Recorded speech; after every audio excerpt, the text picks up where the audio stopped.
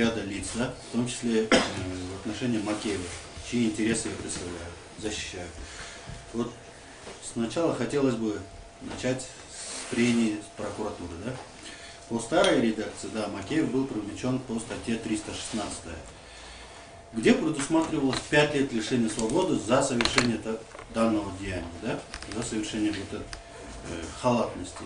Но с 2019 года у нас новая редакция Уголовного кодекса, где максимальное наказание предусматривает всего лишь 2 года и 6 месяцев.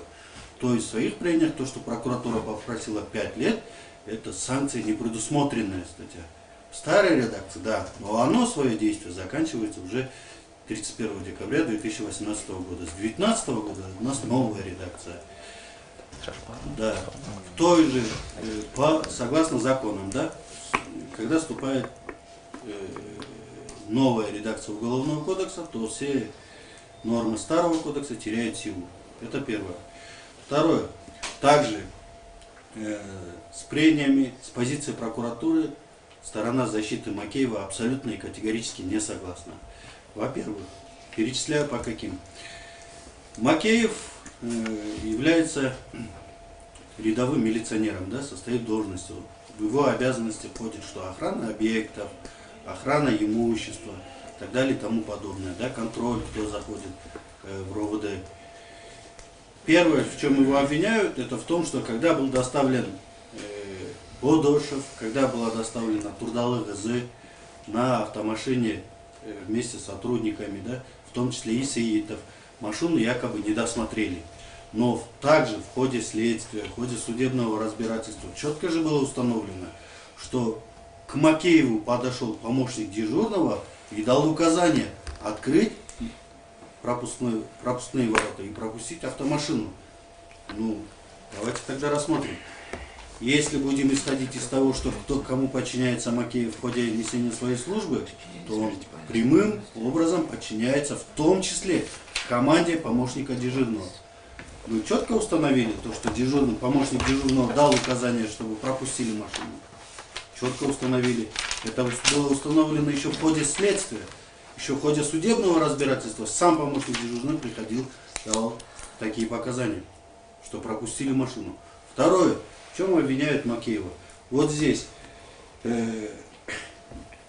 следственные органы обвиняют Макеева в том, что он не выполнил указания дежурного Иманалиева, да? Якобы Иманалиев дал приказ о том, чтобы он охранял Ведышева и Сеитова, да? Вот предъявлено обвинение на одном лишь показании Иманалиева. Только на одном лишь показании Иманалиева. Что он якобы давал такие показания. Хорошо, будем исходить. Кем были тогда Бедышев и Сеитов? Здесь в ходе судебного разбирательства же конкретно уточнили, кто такие были. Они лица, задержанные по подозрению в совершении преступления. Правильно? Входит в обязанности Макеева охранять этих лиц? Нет, не входит. Об этом кто уточнял? Об этом функциональные обязанности Макеева, где четко сказано, что задержанных лиц Макеев не обязан охранять. Об этом говорит, что в функциональные обязанности Макеева не входило начальники РОВД, который был допрошен, заместитель, ответственный от руководства, что у него нет полномочий охранять. Кто охраняет задержанных лиц по подозрению в совершении преступления? Это конвойная группа, которая также имеется в РОВД. Это входит в их обязанности. Если он задержанный, тогда должны были следственными органами устанавливать то, что он задержан по подозрению в совершении преступления. А как такового не было. Обвинение предъявлено всего лишь на одном показании Иманалиева, да, дежурного, что он якобы давал показания. Хорошо. Второе. Здесь прокуратура и следственными органами, да, еще опираются на то, что показания Мирбек Улы Назарбека, да, помощника вот, сотрудника ГАИ Айтходжаева, который якобы видел. Ну, тогда давайте исходить из того, в целом какие показания давал Назарбек, да. Он уже давал показания, что Иманалиев дал такие же указания не только Макееву, но и своему помощнику же, что помощник дежурный тоже там находился же, что Иманалиев дал такие показания им двоим. А почему тогда привлекают одного Макеева, а помощника дежурного не привлекают? Почему часть показаний вот этого Назарбека, свидетеля, используют против Макеева, а часть не используют Почему не дали юридическую оценку тогда действиям помощника дежурного? Если в целом брать показания Назарбека, вот помощника, да, в целом брать как доказательственную базу. Его часть показаний можно использовать как доказательственную, а на часть можно закрыть глаза, что ли, тогда? Получается же так? В судебных показаниях, вот Мирбек Улу Назарбек, да, в своих показаниях в судебных разбирательствах, он же давал именно такие показания. А где тогда помощник дежурного? Вот сейчас из моего подзащитного Макеева просто хотят сделать вот, крайнего, как говорят, привлечь его к уголовной ответственности. А на чем основывается его предъявленное обвинение? Только на одном лишь показании дежурного?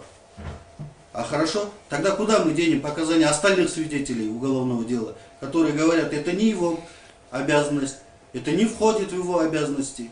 Куда мы денем тогда инструкции, куда мы денем тогда положения, на которые ссылаются следственные органы?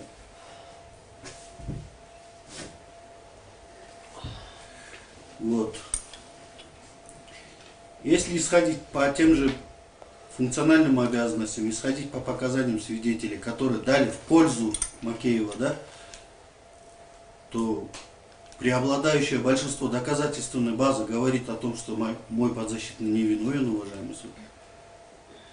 Тут еще ссылаются на показания Айтходжоева. Якобы Айтходжоев тоже видел, как, ну я не слышал таких показаний, как Иман Алиев давал прямые указания, чтобы охраняли задержанного. Если даже исходить из показаний, да, вот этого Имана Алиева, какие были конкретные указания? Просто присматривать, если на кыргызском хараптур доля айтканды. Это же не четкий инструктаж, это же не четкое распоряжение руководителя следственно-оперативной группы на тот момент. Основываясь на этих фактах, уважаемый суд, я прошу оправдать Макеева, так как функциональные обязанности Макеева, оно не входит. Так как следственные доказательства, которые собрали следственные органы, оно не доказывают, ничего не обосновывают предъявленное обвинение. Из-за этого прошу оправдать. Прошу также учесть, взять во внимание при вынесении решения, уважаемый суд, что Макеев ранее не судим, что ему 24 года всего лишь, что он высшее образование имеет. А тут ему просят применить самую высшую меру. 2,5 года, которые предусматривают санкции. И взять под стражу из зала суда. В связи с чем это возникла необходимость? Есть ли такая необходимость?